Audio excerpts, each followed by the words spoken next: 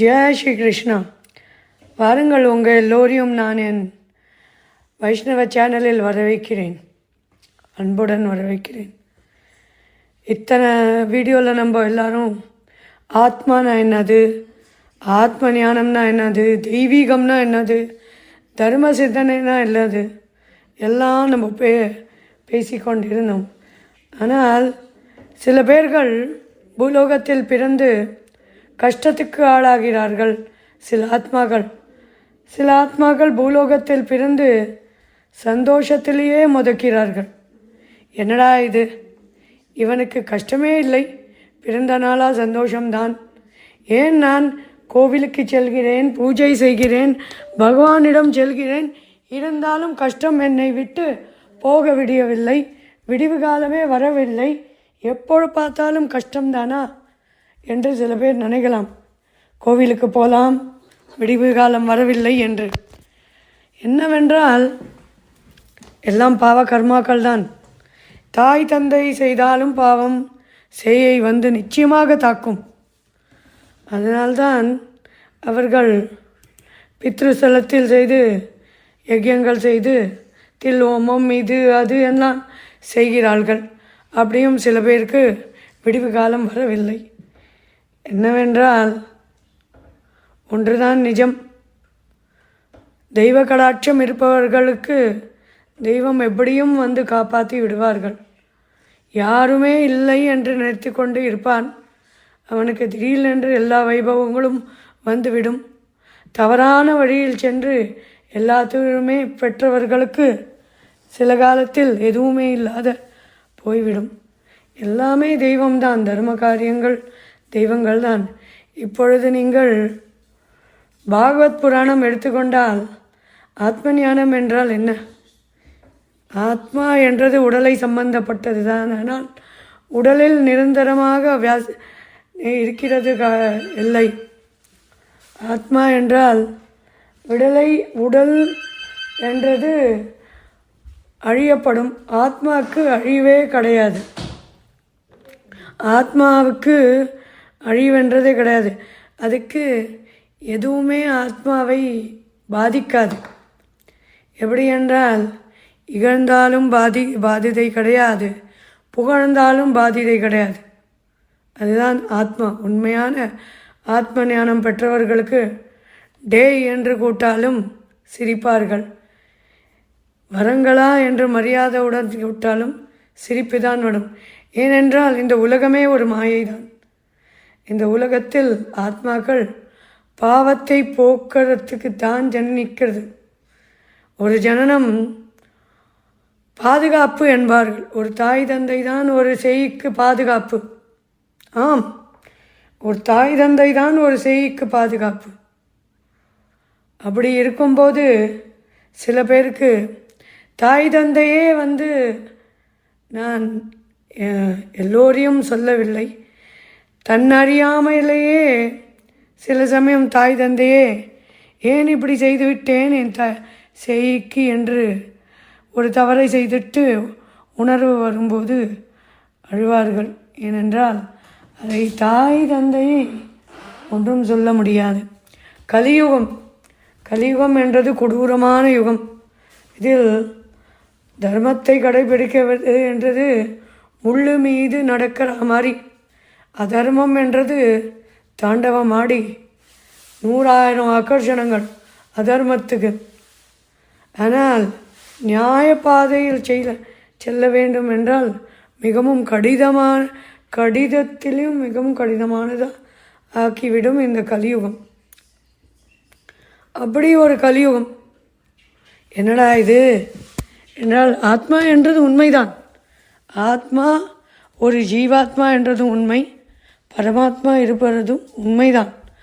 ஆனால் அந்த பரமாத்மாவை ஜீவாத்மா உணர வேண்டும் என்றால் அந்த பரமாத்மாவின் அனுகிரகம் ஜீவாத்மா மீது வேண்டும். ஒரு உதாரணம் சொல்கிறேன், கேளுங்கள். எனக்கு பேச்சு வரவில்லை.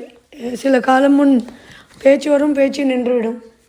என்னடா இது, மிகவும் யாரிடம் சென்றாலும் என்னது ஹார்ட் இருதய நோயாக இருக்குமோ, வாங்க பரிசோதிக்கலாம் என்று சென்று, சரி கெரோட்டிட் ஆர்டரி என்பார்கள், கழுத்தில் போகும், அதில் பிளாக்கேஜ் இருக்கும் என்று ஒரு டெக்னீஷியனிடம் சென்றால் அவள் சாஃப்ட் பிளேக் உள்ளது 2.8 mm கரோட்டிட் ஆர்டரி என்று ரொம்ப அழகாக எழுதி கொடுத்தாள். என்ன செய்ய வேண்டும்? இது போகுமா போகாதா? சிகிச்சை செய்ய வேண்டுமா வரதா? என்ன ஆச்சரியம்! தெய்வம் இருக்கிறது என்று நிரூபித்து விட்டார்கள். என்ன ஆச்சரியமான விஷயம் அது! அங்கேருந்து சில காலத்துக்கு அப்புறம் என் அண்ணா இருக்க இடத்தில் செல்கிறேன். அங்கே திருப்பியும் என் அண்ணா,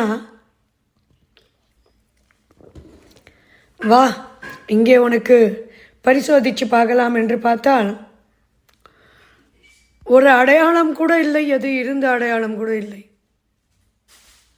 அதுதான் தெய்வத்தின் மகிமை. தெய்வம் என்றது நிச்சயமாக உள்ளது. ஆனால் அந்த தெய்வ அனுகிரகத்தை பெறது மிகவும் கடினமான காரியம். தெய்வத்துக்கு மனசில் இவளுக்கு நான் இதை செய்ய வேண்டும் என்று வருவது மிகவும் கடினமான காரியம். ஆத்மா என்றது உண்மை. ஆத்மா என்றது உண்மை. ஆத்மாக்கு பாவ புண்ணியம் கேட்ட மாதிரி ஒரு உடலை தருகிறார் பெருமாள். இந்தா கணக்கு எழுதி, இந்த கணக்கு பிரகாரம் உனக்கு இந்த உடல் எடுத்துக்கொள், உன் பாவத்தை போக்க உனக்கு ஒரு வாய்ப்பு தருகிறேன், செல் பூலோகத்துக்கு என்று தள்ளிவிட்டால் அந்த ஆத்மா பூலோகத்தில் வந்து விழுகின்றது.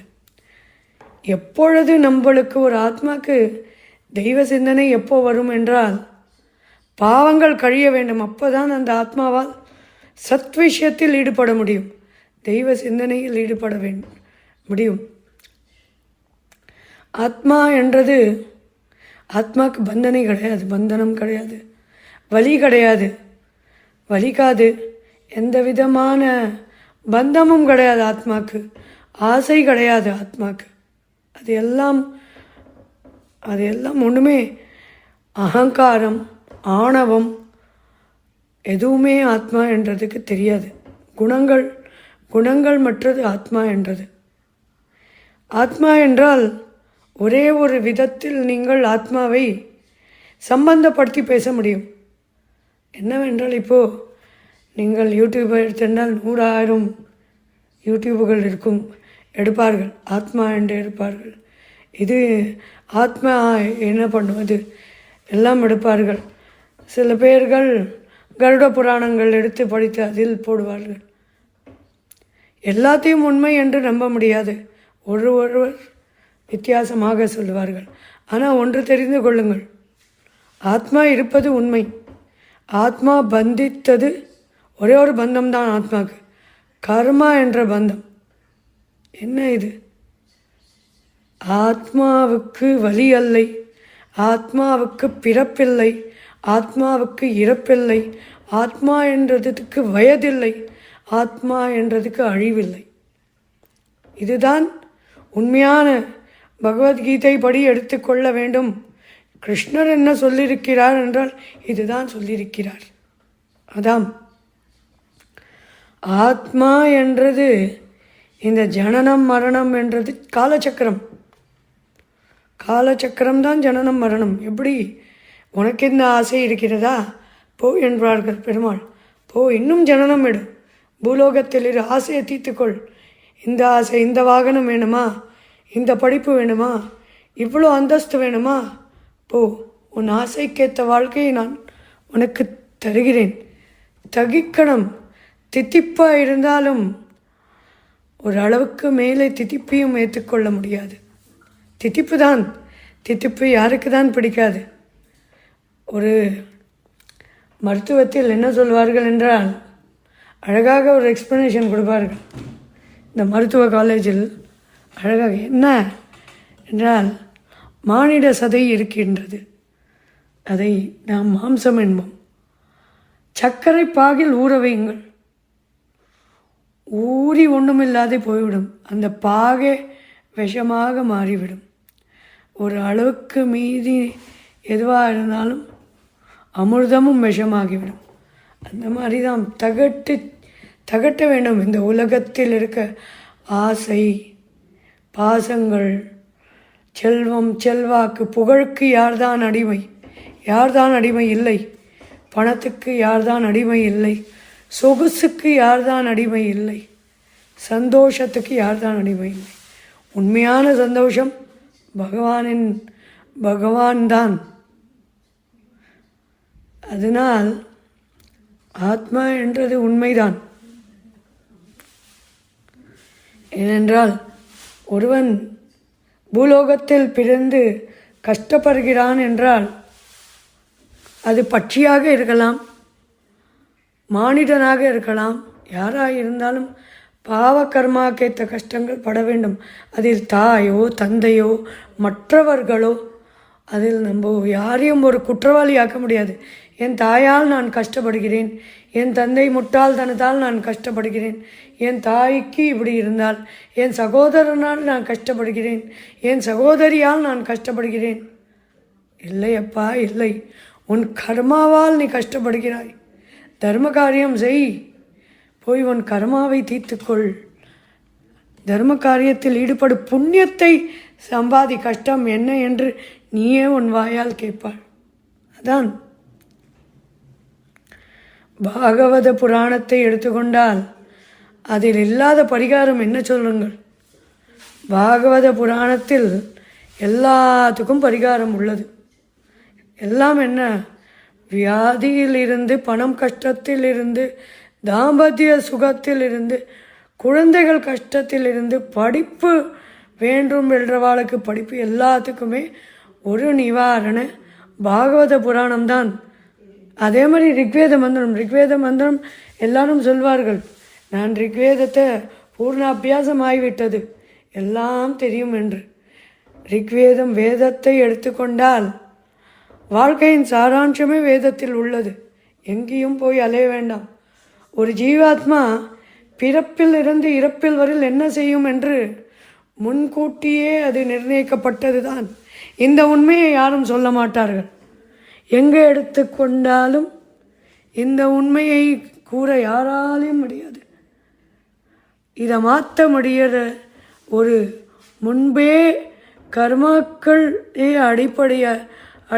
கர்மாக்கள் எப்படி இருக்கோ அது பிரகாரம் எழுதின ஒரு தலையீட்டை மாற்றக்கூடிய சக்தி நம் பெருமாளுக்கு தான் இருக்கின்றது. ஆம், நான் உண்மையை தான் கூறுகிறேன், அபத்தம் கூறவில்லை. கர்மாவே மாற்றி எழுதிய சக்தி பெருமாளுக்கும் மகாலட்சுமிக்கும் உள்ளது.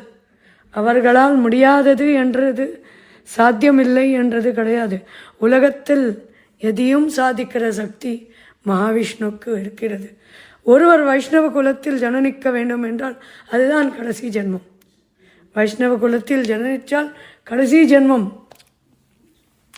எனக்கு தெரிஞ்சு நிறைய கிறிஸ்தவர்களே, என்னோடய ஃப்ரெண்ட்ஸே கிருஷ்ணரின் பெரும் பக்தர்களாக ஆகிவிட்டார்கள்.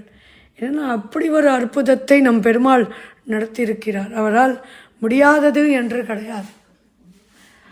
இதை பற்றி இன்னும் நம்ம பாகவத புராணத்தையும் ஆத்மாவையும் பற்றி வர வீடியோவில் இன்னும் ஆழ்ந்து சிந்திப்போம்.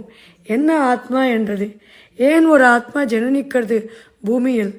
ஏன் ஒரு ஆத்மாவுக்கு கஷ்டப்படுகின்றது? மற்றொரு ஆத்மாவுக்கு ஏன் சுகம் இருக்கின்றது? இதை பற்றியெல்லாம் நம்ம